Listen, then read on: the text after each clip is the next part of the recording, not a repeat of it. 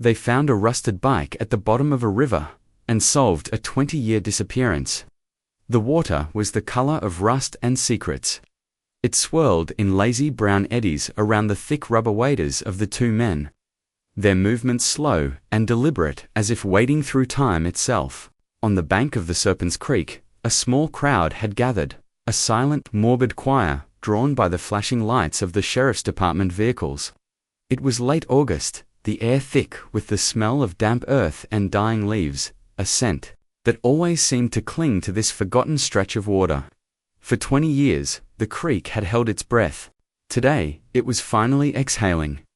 One of the divers, a young man named Miller with eyes that had seen too much for his age, grunted and pulled against something heavy.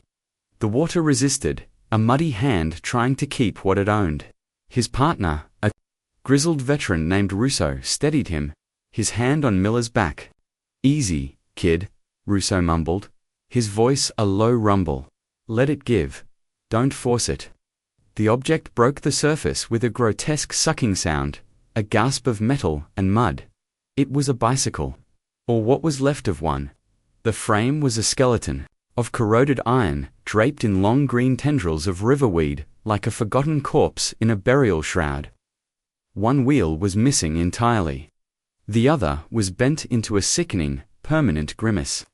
But it was the handlebars that made the breath catch in everyone's throat. Draped over the rusted metal, glinting with a faint, obscene shimmer in the late afternoon sun, was a single strand of what looked like a child's friendship bracelet. Its colors faded but still stubbornly, defiantly, there. Pink, yellow, and blue. A low, collective moan rippled through the onlookers. It was a sound of memory, of a wound torn open. 20 years. 20 years since 10-year-old Lily Anderson had vanished on her way home from school. 20 years of posters fading on telephone poles, of whispered theories in the town's only diner, of a mother's slow, agonizing descent into a ghost-like existence. Lily had been riding her new bicycle that day, a birthday present she'd named Stardust. It was her pride and joy. And then, it was gone. And so was she. Sheriff Brody watched from the bank, his face a mask of grim resolve. He'd been a rookie deputy back then, a fresh-faced kid who had helped search these same woods, calling Lily's name until his voice was raw. The case had haunted him, a cold spot in his soul that had never warmed. He saw the bike, and the years fell away. He was that rookie again. Staring into the abyss of a small town's worst nightmare, he turned his gaze to a woman standing slightly apart from the others, her body as rigid as a statue. Eleanor Anderson, Lily's mother. She hadn't aged so much as eroded, worn down by the relentless tide of grief. Her hair, once the same shade of honey blonde as her daughter's, was now a brittle, lifeless gray. Her eyes, fixed on the mangled bicycle, were hollowed-out things, dark pits of a pain so vast it was impossible to comprehend. She didn't cry, she didn't scream. She simply stood there, her hands clenched at her sides, her knuckles white. It was a silence more terrifying than any sound.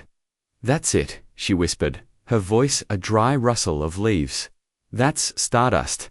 The words hung in the heavy air, a verdict and a eulogy all in one. The crowd stirred, murmurs breaking out like a fever. "It's her bike. After all this time, poor Eleanor." But beneath the pity, there was something else. A current of unease, of fear. Because if the bike was here, at the bottom of Serpent's Creek, then what did that mean for Lily? The unspoken question was a physical presence. A cold dread that settled over them all. Brody walked over to Eleanor, his boots sinking into the soft mud. He wanted to say something, anything, to offer a word of comfort, but the platitudes died on his lips. What could he say? "We found her bike." It wasn't a comfort. It was a confirmation of a horror she had lived with for 2 decades. "Eleanor," he began, his voice rough with emotion. We need to get it back to the lab. We need to see." She didn't look at him. Her eyes were still locked on the bicycle as the divers carefully maneuvered it onto a waiting tarp. "He told you," she said, her voice flat, devoid of inflection. "He told you where to look." Brody's blood ran cold. He knew exactly who she meant. For 20 years, one name had been whispered in connection with Lily's disappearance. A name that had become synonymous with evil. In their small town, a name that had never been proven, but never been dismissed. "Eleanor, we can't jump to conclusions," Brody said, but his words were weak. A flimsy shield against the certainty in her voice. "He's a monster," she continued, as if he hadn't spoken, "and you all let him walk free. You let him live his life, while my baby was at the bottom of this grave." Her voice finally broke on the last word, a raw, jagged edge of agony. She turned to face him, and for the first time, he saw something other than grief in her eyes. It was a fire. A cold, hard, diamond-bright flame of pure, unadulterated rage. "You find him, Sheriff," she hissed, her voice low and venomous. "You find him, and you make him tell you what he did to my Lily. Or so help me God, I will." The threat was not idle. It was a promise, forged in the crucible of 20 years of suffering. Brody felt a chill crawl up his spine that had nothing to do with the evening air. He looked from Eleanor's face, etched with a terrible, righteous fury, to the rusted bicycle lying on the tarp like an ancient, sacrificial offering. The faded friendship bracelet seemed to pulse with a life of its own, a tiny, fragile beacon of a lost childhood. The divers were still in the water, their powerful flashlights cutting through the murky depths. Suddenly, Miller shouted, his voice sharp with alarm, "Sheriff, we've got something else." Russo scrambled to his side, and together they pulled at another object, this one heavier, more tangled. It came up slowly, trailing mud and weeds. It was a length of thick, heavy chain, the kind used for mooring boats, and wrapped around one end, cinched tight, was a small, tattered sneaker. A child's sneaker. White, with a faded pink star on the side. A collective gasp went through the crowd. This was no longer about a bicycle. This was about a body. Eleanor let out a sound, a strangled, guttural cry that was barely human. It was the sound of a soul being ripped in two. She stumbled forward, her hand outstretched, as if to reach for the sneaker, for the last, tangible piece of her daughter. Brody caught her just as her knees buckled, her body going limp in his arms, but his eyes were on the chain. And the sneaker, and the dark, swirling water of Serpent's Creek. Because he knew, with a certainty that settled in his bones like a terminal illness, that this was just the beginning. The creek had given up one secret, but it was guarding others, and the monster, who had put them there, was still out there, walking among them. The sun was setting, casting long, bloody streaks across the sky. The flashing lights of the patrol cars painted the scene in strobing, nightmarish hues of red and blue. The rusted bicycle, the tattered sneaker, the grieving mother. It was a tableau of unspeakable tragedy, a story that had been buried for 20 years, now clawing its way back into the light. And as Brody held the sobbing, broken woman in his arms, he knew that the peace of their small town had just been shattered, and the ghosts of the past were coming for them all. He looked towards the woods, towards the darkening town, and a single name echoed in the silence of his mind. A name that was a curse. Caleb Thorne. The cliffhanger was the chilling realization that the discovery was not an end, but a terrifying new beginning, promising a confrontation with a long-suspected but never convicted evil. The creek water, now black in the fading light, seemed to whisper his name, Caleb. The air grew colder, and the silence that fell over the assembled crowd was heavier, more profound than before. It was the silence of a shared, unspoken dread. The rusted bicycle was a relic of a past tragedy, but the sneaker and the chain were a declaration of present danger. They weren't just artifacts, they were evidence. And evidence demanded a trial, a reckoning. Brody's radio crackled to life, a dispatcher's voice, tinny and distant, asking for an update. He couldn't bring himself to answer. What update could he give? "We've found hell. It's at the bottom of Serpent's Creek." He handed the still sobbing Eleanor over to one of his deputies, a young woman with a pale, horrified face. "Get her home," he ordered, his voice tight. "Stay with her. Don't leave her alone for a second." He then turned back to the creek, his jaw set. The divers were still working, their lights now the only source of illumination in the water, two ghostly beams probing the darkness.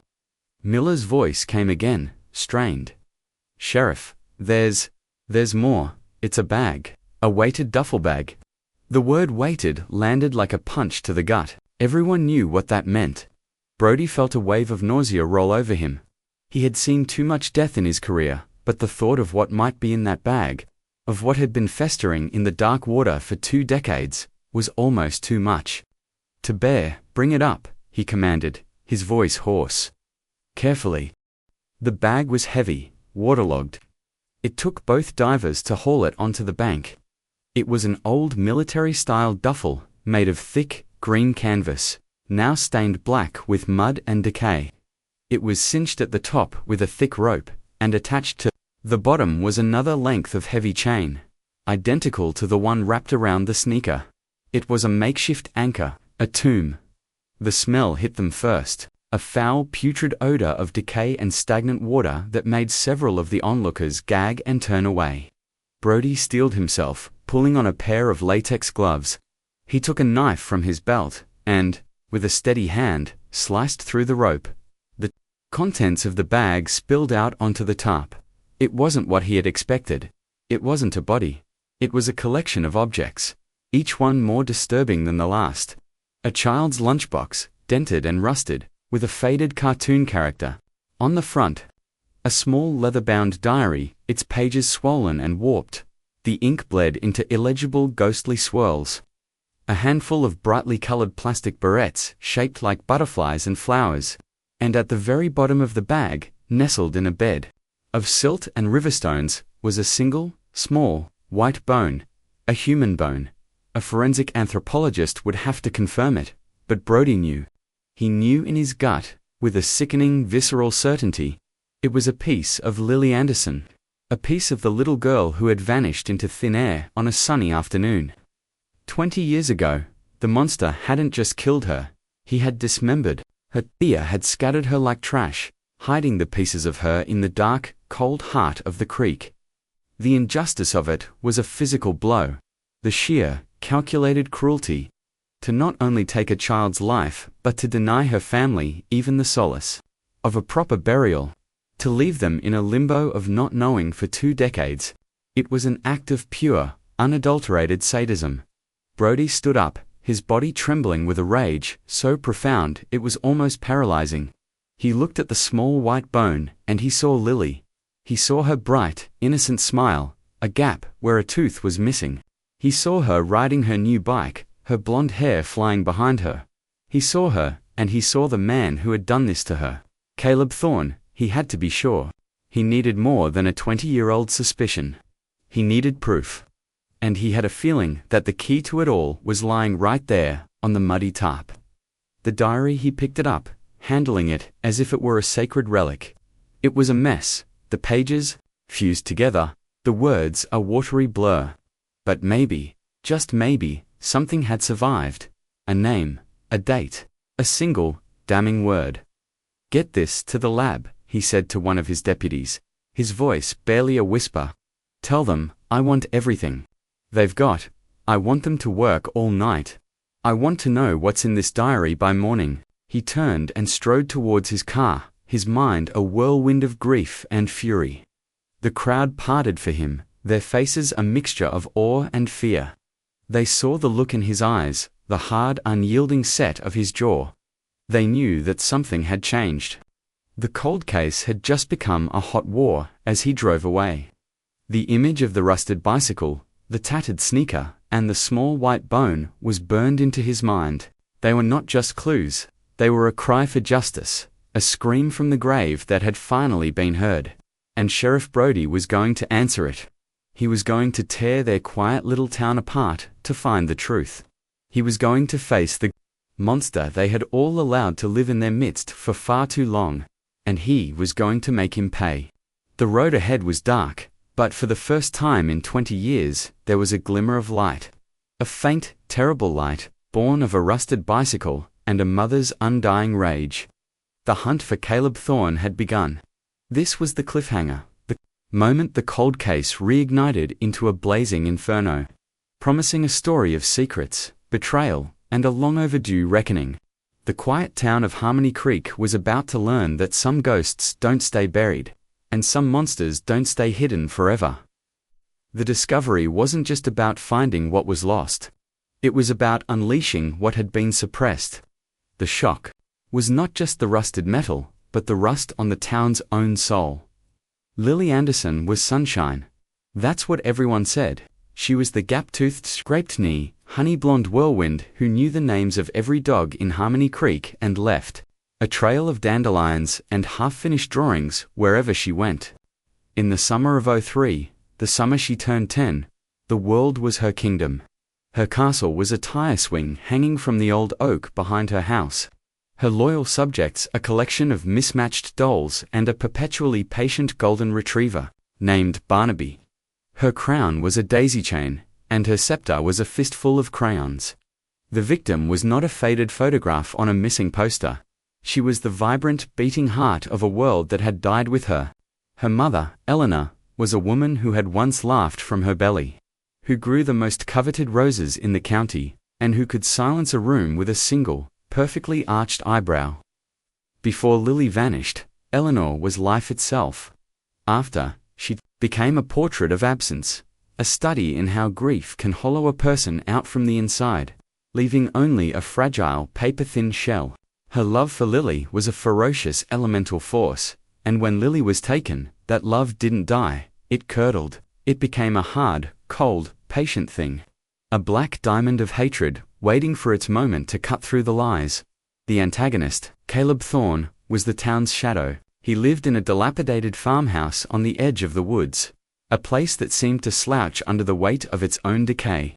He was older, maybe late 20s back then, with a lean, hungry look, and eyes that were too old for his face. Were a pale, washed-out blue, and they saw things other people didn't.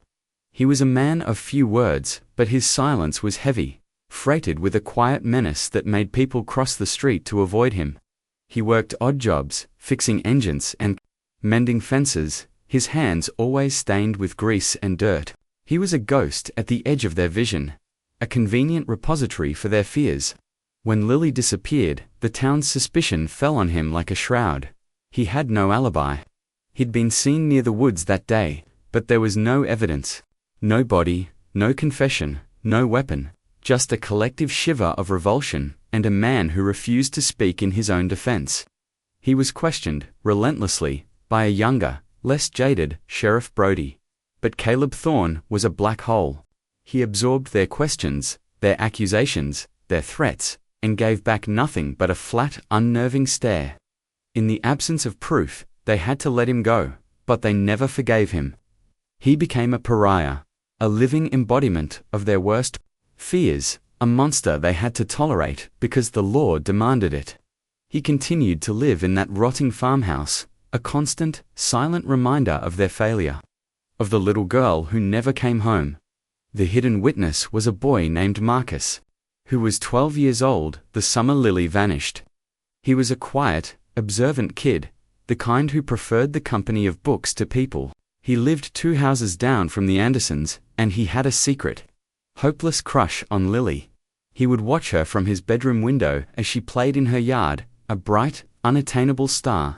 He was the one who saw her ride past his house on that fateful afternoon, her new bicycle, stardust, gleaming in the sun. He was also the one who saw Caleb Thorne's beat-up Ford truck parked by the edge of the woods, half hidden by the trees, a place it had no reason to be.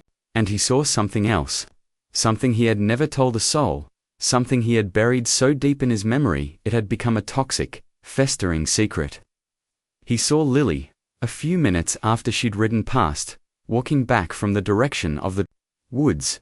But she wasn't riding her bike, she was walking with Caleb Thorne, and she wasn't scared. She was smiling. Caleb was carrying her bike, its front wheel mangled, and he was talking to her, his head bent low. Marcus had watched them, a knot of jealousy and confusion tightening in his stomach. He had seen them walk to Caleb's truck. He had seen Caleb lift the broken bike into the truck bed. He had seen Lily climb into the passenger seat. willingly.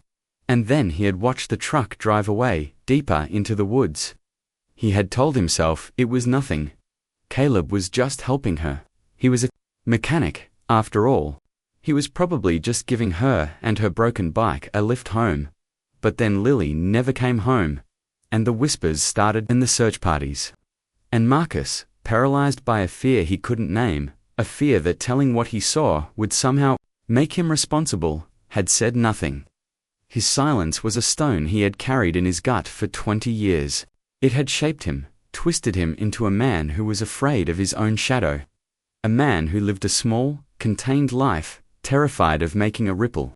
He was now a high school history teacher in the same town. A man who taught his students about the consequences of the past while being slowly poisoned by his own.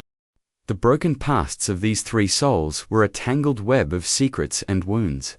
Eleanor's grief was a public spectacle, but her private guilt was a secret she shared with no one. The day Lily disappeared, they had argued. A small, silly argument, over a scraped knee and a torn dress. Eleanor, stressed and distracted, had been sharp with her. Her last words to her daughter had been impatient, angry.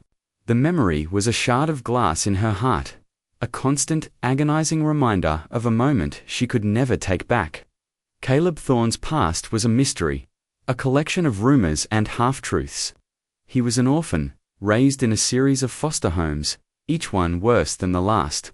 He was a boy who had learned early that the world was a cruel, unforgiving place, and that the only way to survive was to build a wall around yourself so high no one could ever climb it. He was not a monster. Not then. He was just a broken boy, trying to disappear, but the town of Harmony Creek wouldn't let him. They needed a villain for their story, and he was the perfect fit. Their hatred, their suspicion, their relentless, suffocating judgment, had been a slow-acting poison, transforming his solitude into something harder, colder, more dangerous. He had become the monster they had always believed him to be. And Marcus, his secret, had become the defining feature of his life. It was the reason he never left Harmony Creek, the reason he never married, the reason he could never look Sheriff Brody in the eye.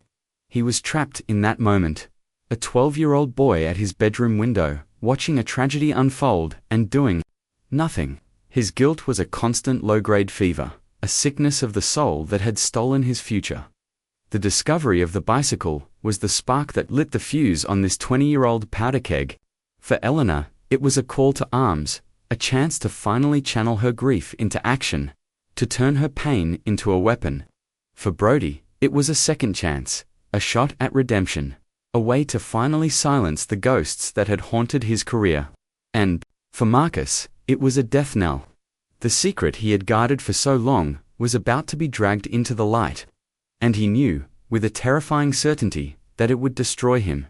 The rusted bike was not just a piece of evidence, it was a key, unlocking the cells where these three souls had been imprisoned for 2 decades. The injustice was not just what had happened to Lily, but what had happened to them all in the aftermath. The victim, the antagonist, and the witness. A little girl who was pure sunshine, a broken boy who was cast as a monster, and another boy who saw everything and said nothing. Their stories were about to collide in a firestorm of revelation and revenge, and the quiet town of Harmony Creek would be the epicenter of the explosion. The stage was set, the players were in place, and the second act of a 20-year-old tragedy was about to begin. The past was no longer the past. It was a loaded gun, and the trigger had just been pulled. The day after the bike was found, the town of Harmony Creek held its breath. The air, thick with the ghosts of yesterday, was now charged with a new, volatile energy. It was the energy of a hunt. Sheriff Brody, his face etched with a sleepless determination, had put Caleb Thorne under 24/7 surveillance. 2 deputies in an unmarked car were parked at the end of the long dirt road that led to Caleb's decaying farmhouse. Their presence a silent, ominous declaration. But Caleb didn't run. He didn't hide. He went about his day with a chilling, almost theatrical nonchalance. He chopped wood, his axe rising and falling with a steady rhythmic thud that echoed through the woods like a mocking heartbeat. He worked.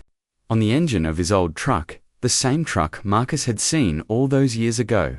Its engine roaring to life in defiant bursts of black smoke. He was a caged animal, but he seemed utterly unconcerned by the bars. Eleanor Anderson, however, was no longer a ghost. The discovery had been a transfusion, pouring fire and iron back into her veins. She spent the morning on the phone, her voice a low, insistent hum, calling old friends, local reporters, anyone who would listen. She was no longer just a grieving mother. She was a general marshalling her troops. By afternoon, a small vigil had formed at the edge of Serpent's Creek. Near the spot where stardust had been pulled from the water, candles flickered in the breeze, and a small pile of flowers and teddy bears grew on the muddy bank. But this was no somber memorial. It was a protest. The hand-painted signs were not gentle expressions of grief. They were weapons. Justice for Lily, 20 years is too long. He walks free while she rots. And, on a large piece of cardboard held aloft by Eleanor herself, a single, damning word, Thorn. The cruelty of the situation began to escalate with a brutal, public velocity. A local news crew arrived, their satellite truck a white intrusion in the rustic landscape. They interviewed Eleanor, her face a mask of righteous fury, her words a torrent of accusation. She stood before the cameras, the creek behind her, and she named Caleb Thorne. She told the story of the silent, menacing loner, the man the town had always suspected. She didn't speak of evidence or proof. She spoke of a mother's intuition, of a certainty that was as deep and unshakable as her grief. He watched her. She said, her voice trembling with a rage that was both terrifying and mesmerizing. He was always watching. And you all did nothing. The broadcast aired on the 6 o'clock news. In Harmony Creek, it was like a bomb going off. The whispers that had been confined to living rooms and diner booths were now a public roar. People drove by Caleb's farm, slowing down to stare, to honk their horns, to shout obscenities into the quiet country air. Someone threw a rock, shattering a window in the old farmhouse. The deputies in the surveillance car did nothing to stop them. They just watched, their faces impassive. The law might require a presumption of innocence, but the town had already passed its verdict. Caleb, for his part, seemed to feed on their hatred. He came out onto his porch after the window was smashed, a shotgun cradled in his arms. He didn't raise it, he didn't say a word. He just stood there, a dark silhouette against the deepening twilight, and watched them. His silence was more potent than any threat. It was a challenge. Come on, it seemed to say. I'm right here. For Lily, the victim, the injustice was a grotesque, public spectacle. Her memory was being used as a weapon in a war she had no part in. The sweet, sunny little girl was being recast as a tragic, brutalized martyr. Her image plastered across television screens and social media feeds. Her private tragedy had become public property, a story to be consumed and debated by strangers. Her life, her light, had been reduced to a single horrific act. Marcus, the witness, felt the walls closing in. He watched the news report from his small, tidy living room, his heart pounding in his chest. He saw Eleanor's face, her eyes burning with a zealot's fire, and he felt a cold sweat break out on his skin. He saw the footage of Caleb on his porch, the shotgun in his arms, and he felt a primal fear that was 20 years old. The story was being told, but it was the wrong story, and he was the only one who knew the truth. Or at least, a part of it, his conscience. A thing he had managed to sedate for 2 decades, was now screaming at him. He knew he should go to Brody. He knew he should tell him what he saw. But the fear was a physical thing, a hand squeezing his throat. What would they think of him? The boy who saw Lily get into a truck with her killer and said nothing. He wouldn't be a witness, he'd be an accomplice. And Caleb? What would Caleb do if he found out Marcus had seen them? The image of Caleb on his porch, calm and menacing, flashed in his mind. Caleb was not a man to be crossed. The next day, the escalation continued. A group of men from the town, fueled by beer and a self-righteous fury, drove out to Caleb's farm. They were a mob, their faces twisted with an ugly collective rage. They carried baseball bats and tire irons. They tore down his mailbox. They spray-painted child killer on his fence. They were shouting his name, daring him to come out. From his car at the end of the road, Sheriff Brody watched, his hands gripping the steering wheel. He should have stopped them. He knew it. This was vigilantism. This was a breakdown of the law he was sworn to uphold. But a darker, more primitive part of him, the part that had been haunted by Lily's ghost for 20 years, wanted to let it happen. He wanted Caleb to feel the town's rage. He wanted him to be scared. He told himself he was just keeping the peace, preventing things from getting out of hand. But he knew he was lying. He was letting the fire burn, hoping it would smoke the truth out of its hiding place. Inside the farmhouse, Caleb listened to the mob. He didn't go to the window. He sat at his kitchen table, in the dark, and cleaned his shotgun. The rhythmic shik-shik of the pump action, a counterpoint to the chaos outside. He was a man who had been alone his whole life. He was used to being the villain. He had learned to wear their hatred like a suit of armor. But this was different. This was a storm that threatened to tear down the walls he had so carefully built, and for the first time in a long time, he felt a flicker of something he hadn't felt since he was a boy in a foster home. Listening to the angry footsteps of a man coming down the hall, he felt fear.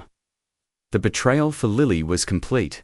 Her memory was now a justification for mob violence.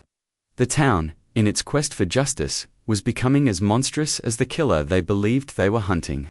The humiliation was Caleb's. A public stripping of his humanity, a branding that could never be undone, regardless of the truth. And the danger was escalating. A pressure cooker with the heat turned all the way up. Marcus reached his breaking point.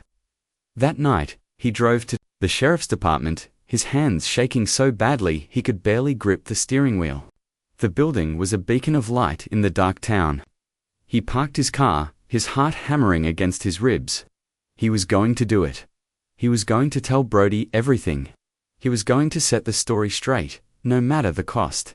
He got out of the car and walked towards the entrance. He could see Brody through the window, standing over a desk, his face illuminated by the glow of a computer screen. He was so close. Just a few more steps. But then, a truck pulled up to the curb beside him. It was Caleb Thorne's truck. The window rolled down, and Caleb looked out at him. His face was calm, his pale blue eyes unreadable in the dim light. "In Marcus," he said, his voice quiet, almost gentle. It wasn't a request.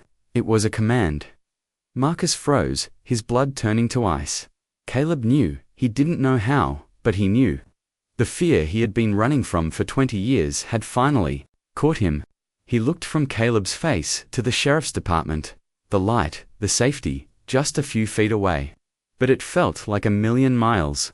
He was caught between his conscience and his fear, between the past and the present, between a man he thought was a killer and the law he was too terrified to trust. And in that moment, he made a choice. A choice that would seal his fate, and the fate of everyone involved in the tragic story of Lily Anderson. He turned away from the light, and got into the truck. The conflict had reached its peak, the witness. Now in the hands of the antagonist, the line between justice and vengeance completely erased.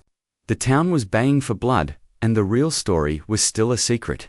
Locked away in the memory of a terrified man, and the cold, silent heart of a killer. The inside of Caleb Thorne's truck smelled of gasoline, old coffee, and something else, something metallic and faintly sweet, like old blood. The cab was a cluttered mess of tools, greasy rags, and crumpled maps.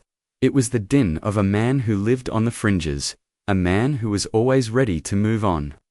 Marcus sat rigid in the passenger seat, his hands clenched in his lap, his breath coming in shallow, ragged bursts. He was acutely aware of the door handle, a cold, hard piece of plastic that felt a million miles away. He was trapped. Caleb drove without speaking, his eyes fixed on the dark road ahead. He didn't drive towards his farm, or towards the woods.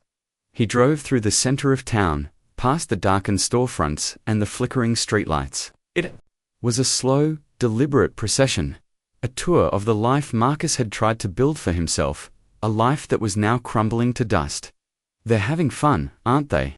Caleb said finally, his voice a low, gravelly rumble. He nodded towards a group of teenagers spray painting a fresh insult on the wall of the diner. "Feels good to have a monster to hate." Marcus couldn't speak. His throat was a tight, dry knot of fear. "You know what the funny thing is, Marcus?" Caleb continued, his eyes still on the road. "They're right. I am a monster, just not the one they think I am." He turned the truck onto a narrow, unpaved road that led away from the town, towards the old quarry on the outskirts. The quarry was a place of local legend, a deep, water-filled scar in the earth, where teenagers went to drink and dare each other to jump from the high cliffs. It was also a place where things went to disappear.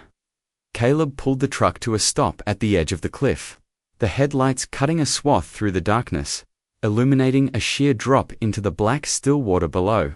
He killed the engine. The sudden silence was deafening, broken only by the chirping of crickets and the frantic, panicked thumping of Marcus's own heart. "You've been carrying it around for a long time, haven't you?" Caleb said, turning to look at Marcus. For the first time, his pale eyes seemed to glow in the darkness of the cab. "The secret, it must be heavy." Marcus finally found his voice, a weak, trembling whisper. I Dante, know what you're talking about." Caleb smiled, a slow, sad, humorless thing, "Don't you? You were at your window that day, Marcus. You saw her, you saw me." The plot twist was not a sudden, shocking revelation. It was a slow, creeping dread that had been building for 20 years, and was now finally taking shape in the claustrophobic confines of Caleb's truck. The hidden clue was not a diary or a recording. It was a memory. A shared memory between two men who had been bound together by a secret for 2 decades. "I was helping her," Caleb said, his voice soft, almost confessional. The chain on her bike snapped, jammed the front wheel. She went over the handlebars. She was scraped up, crying. "I was just trying to help. I was taking her home." The words were a hammer blow to Marcus's carefully constructed narrative of guilt and fear. The monster wasn't a monster. He was a good Samaritan, and Marcus, in his silence, had helped to crucify him. "But we didn't go home," Caleb continued, his voice growing harder. "We took a detour because Lily asked me to. She had a secret she wanted to show me." He reached into the glove compartment and pulled out a small, tattered object. It was a child's drawing, done in crayon on a piece of construction paper. It was a picture of a stick figure girl with yellow hair, holding hands with a much larger, darker stick figure. They were standing next to a tree with a hole in it. And in the hole, there was a face, a smiling cartoonish face with a big bushy mustache. "She called him the Tickle Monster," Caleb said, his voice thick with a disgust that was 20 years old. "He had a secret clubhouse in the woods, a place where he would meet her, a place where they would play secret games." The full conspiracy began to emerge, a story far more insidious and horrifying than the simple tale of a loner and a lost girl. It wasn't about one monster. It was about 2. And the second one, the real one, had been hiding in plain sight for 20 years, protected by a badge and a uniform. "She was scared of him," Caleb said.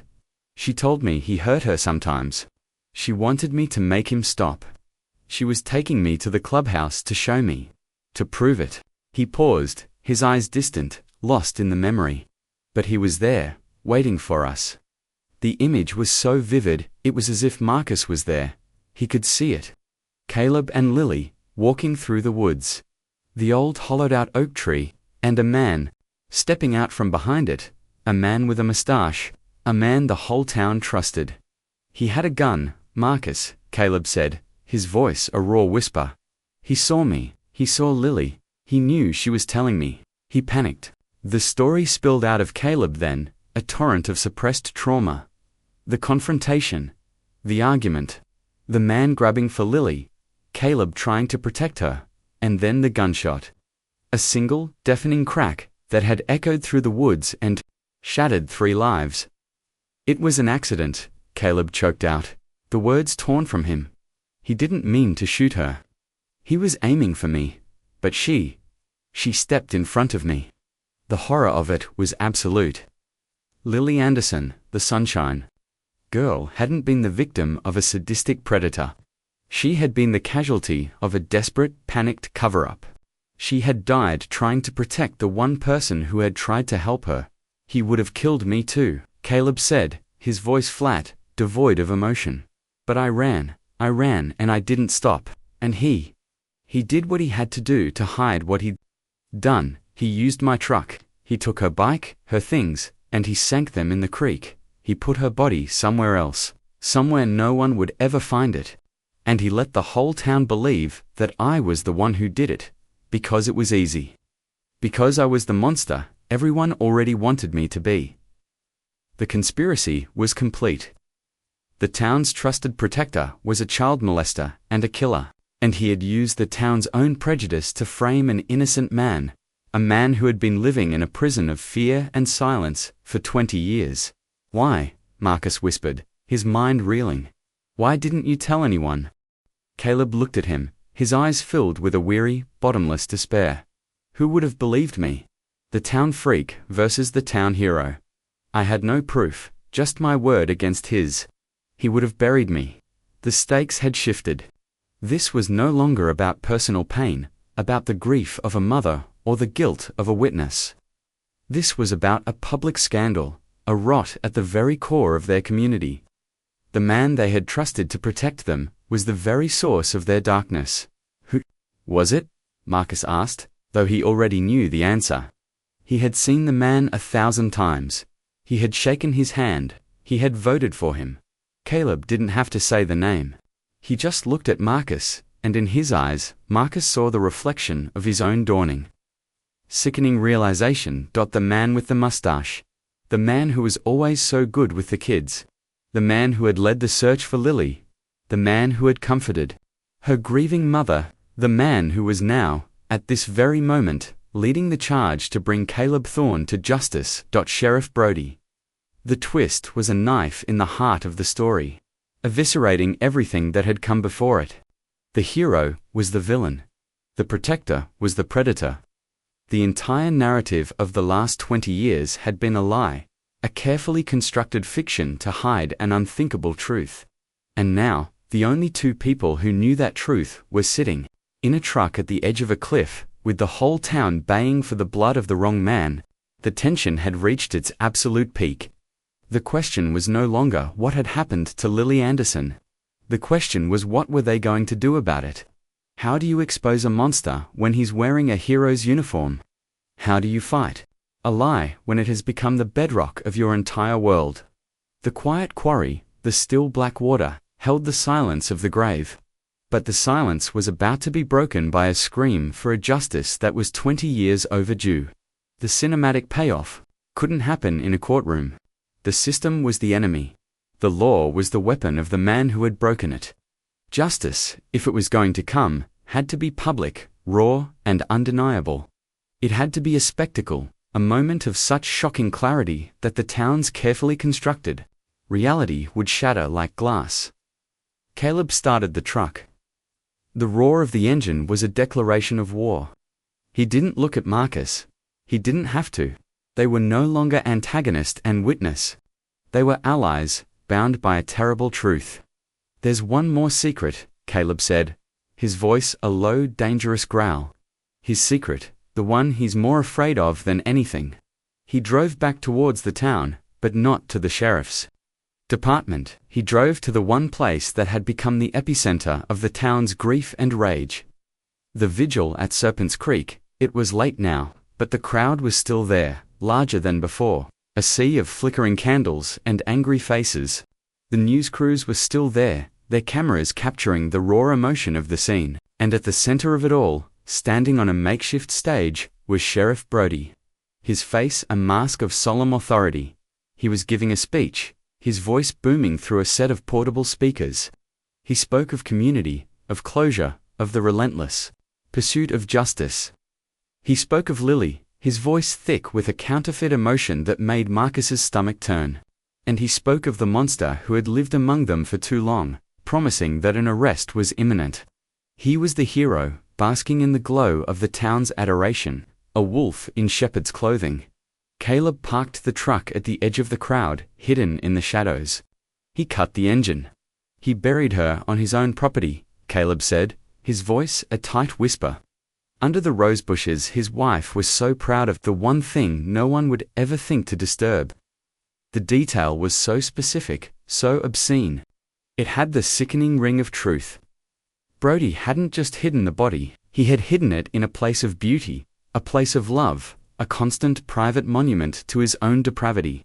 How do you know? Marcus asked, his voice trembling. Because I've been watching him, Caleb said, his eyes burning with a cold fire. For 20 years, I've been watching him. Waiting for him to make a mistake. The mistake had come 2 nights ago. After the bike was found, Brody panicked had gone to the spot. He had dug, not to move the body, but to retrieve something he had left with her. Something that tied him to her. A piece of evidence he had been too arrogant, or too sentimental, to destroy. A locket, Caleb said. He gave it to her. His initials are on the back. And Caleb had been there, in the darkness, with a camera. A cheap, disposable camera, with a powerful zoom lens. He had captured it all. The hero, on his hands and knees, desecrating a grave. His grave. The payoff was not going to be a confession. It was going to be an exposure, a trial by media, played out live for the entire town to see. Give me your phone, Caleb said to Marcus. Marcus handed it over, his hands shaking. Caleb took the small memory card from his camera, and, with a small adapter, plugged it into Marcus's phone. He found the photos. They were grainy, taken from a distance, but they were undeniable. There was Brody, his face contorted in a mask of fear and greed. There was the hole in the ground, and there was the glint of a small silver locket in his hand. Caleb didn't send the photos to the news crews. That would be too slow, too easily controlled. He did something far more direct, far more explosive. He airdropped them. To everyone, he selected the photos, hit the share button, and chose the option to share with everyone. In the crowd, dozens, then hundreds of phones began to buzz and chime. A wave of confusion rippled through the onlookers. People looked at their screens, their faces shifting from curiosity, to confusion, to a dawning collective horror. A woman in the front row gasped, her hand flying to her mouth. A man shouted, "What the hell is this?" The murmurs grew into a roar of disbelief and outrage. On the stage, Brody faltered. He saw the faces in the crowd turning towards him, their expressions of adoration twisting into masks of shock and revulsion. He saw his own face, his own crime, reflected in the screens of 100 cell phones. The trap had been sprung. Eleanor Anderson was standing near the stage, her face a pale, unreadable mask. Her phone chimed. She looked down. She saw the photos. She saw the man she had trusted. The man who had held her while she sobbed, digging in the dirt like a ghoul. She saw the locket, a locket she recognized, a locket she had always assumed had been lost. And in that moment, her 20 years of grief, her carefully channeled rage, found its true target. She let out a scream. Not the sound of a victim, but the sound of an avenging angel. It was a sound of pure, undiluted fury, a sound that cut through the chaos and silenced the crowd. She lunged towards the stage, her hands outstretched like claws. "You," she shrieked, her voice a raw, ragged weapon. It was you, Brody. His face ashen, tried to back away. But there was nowhere to go. The crowd surged forward, a human wave of rage and betrayal. They were no longer a vigil. They were a mob, and they had found their monster. The news cameras, which had been focused on Brody, now captured the entire chaotic scene. The public arrest was not made by law enforcement. It was made by the people. They swarmed the stage, their faces a sea of fury. They tore at his clothes, at his badge, at the carefully constructed facade of his life. From the edge of the crowd, Caleb and Marcus watched. They saw the hero fall. They saw the truth, in all its ugly, brutal glory, finally come to light. It wasn't a clean, sterile courtroom victory. It was a messy, violent, public exorcism. Eleanor reached Brody first. She didn't hit him. She didn't scream at him. She did something far more devastating. She stopped in front of him, her eyes boring into his, and she whispered a single word, a name, Lily. The name spoken with the weight of 20 years of a mother's love and a mother's pain seemed to break him. The arrogance, the defiance, it all crumbled away, leaving only a pathetic, terrified man. He sank to his knees, his face in his hands, and began to sob. The cameras captured it all. The confession, not in words, but in a complete and utter collapse. The public justice was absolute, the exposure total. The cinematic payoff was not the click of handcuffs, but the roar of a crowd that had finally woken up from a 20-year lie. Caleb Thorne, the man who had been the town's shadow for 2 decades, simply watched. He didn't smile, he didn't celebrate. He just watched as the monster was consumed by the fire he had started. Then, without a word, he put the truck in gear and drove away, disappearing back into the darkness from which he had come. His war was over. His justice had been served. The town of Harmony Creek had been saved from its hero, and the ghost of Lily Anderson, the Sunshine Girl, could finally begin to rest. The viral moment was not just the photos, it was the raw, unfiltered explosion of a community's soul, a catharsis that was as brutal as it was necessary. The lie was dead, and the truth, however horrifying, was finally free. The aftermath was a landscape of wreckage. The town of Harmony Creek, once a quiet portrait of rural tranquility, was now the setting of a national scandal. The news trucks stayed for weeks, their satellite dishes pointed at the sky like accusing fingers. The story of the heroic sheriff, who was actually a monstrous predator, was a ratings bonanza, a lurid, irresistible tale of small-town hypocrisy. Brody's house, with its now infamous rose bushes, became a macabre tourist attraction. The flowers, once a source of civic pride, were now a symbol of a deep, collective rot. Brody confessed to everything. In the sterile, fluorescent light of an interrogation room in the next county. The carefully constructed dam of his lies broke, and the whole sordid story poured out. The grooming, the abuse, the accidental shooting, the panicked cover-up, the 20-year deception, it was a litany of evil, made all the more chilling by the matter-of-fact way he told it. He was a man hollowed out, a shell from which the monster had finally been exorcised, leaving nothing behind. He was sentenced to life in prison, where he would fade into the anonymous obscurity he so richly deserved. For Eleanor Anderson, the truth was a strange and bitter medicine. The fire of her rage, which had sustained her for 2 decades, was finally extinguished. In its place was a vast, empty silence. She had her justice, but it didn't bring Lily back. It didn't erase the 20 years of not knowing, the 20 years of misplaced hatred. She had Lily's body returned to her, exhumed from its shallow grave beneath the roses. She buried her in the town cemetery, under a simple granite headstone that read, "Lily Anderson, beloved daughter, finally home." Eleanor visited the grave every day. She would sit on the grass, sometimes for hours, and talk to her daughter. She would tell her about her day, about the changing seasons, about the town that was slowly, painfully, trying to heal itself.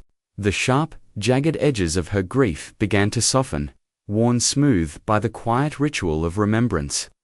The healing was not a sudden miracle, but a slow, incremental process, like the turning of the earth. She started to tend to her own roses again, her hands finding a familiar comfort in the soil. The flowers that bloomed were a bittersweet red, the color of love and of blood. Caleb Thorne was gone. He had sold his dilapidated farmhouse and his beat-up truck, and had simply vanished, disappearing back into the American landscape from which he had come. He left without a word of goodbye, without seeking thanks or apology. He had been a ghost for 20 years, and it seemed he was content to remain one. Some said he went west, to the mountains. Others said he went north, to the endless forests of Canada. No one knew for sure. He became a legend in Harmony Creek, a story told in hushed tones. He was the monster who wasn't. The silent sentinel who had held the truth in his heart for 2 decades. He was a haunting reminder of the town's own blindness, its own capacity for cruelty. Marcus stayed. He couldn't run from what he had done, or what he had failed to do. The guilt he had carried for 20 years was replaced by a different, more complex emotion, a profound sense of responsibility. He had been a boy, paralyzed by fear, and his silence had cost a man his life, and a town its soul. He couldn't change the past, but he could honor it. He quit his job as a history teacher. He couldn't stand in front of a classroom of children and speak of truth and consequences without feeling like a fraud. He started a small local newspaper, the Harmony Creek Chronicle. It was a one-man operation, dedicated to telling the small, quiet stories of the town. The stories that often get lost in the noise of big headlines. It was his penance, his attempt to build something honest and true from the wreckage of the lies. He went to see Eleanor one afternoon, a few months after the trial. He found her in her garden, her hands covered in dirt. He stood before her, his heart pounding, and he told her everything. He told her about the boy in the window, about what he had seen, about the fear that had kept him silent.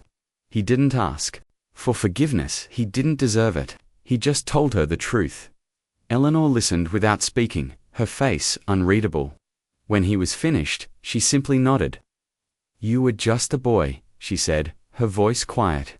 "We were all just people, doing the best we could with what we knew. And we were all wrong."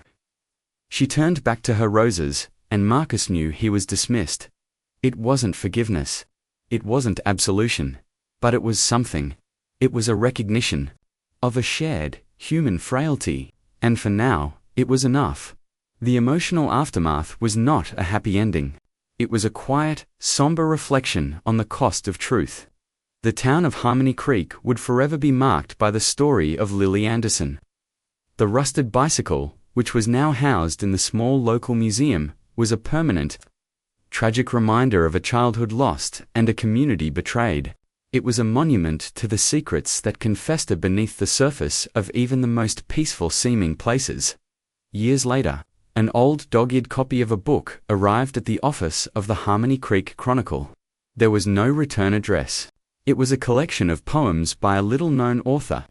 Tucked inside the front cover was a small folded piece of paper. On it was a single handwritten sentence. "Thank you for telling the truth." Marcus knew who it was from. He looked out the window of his small office, at the town that was no longer his prison, but his home. The sun was setting, casting long shadows across the street. The world was not black and white, he had learned. It was 1,000 shades of grey. There were no perfect heroes, and no absolute monsters. There were only people, flawed and broken, trying to find their way through the darkness. And sometimes, if they were lucky, they found a little bit of light.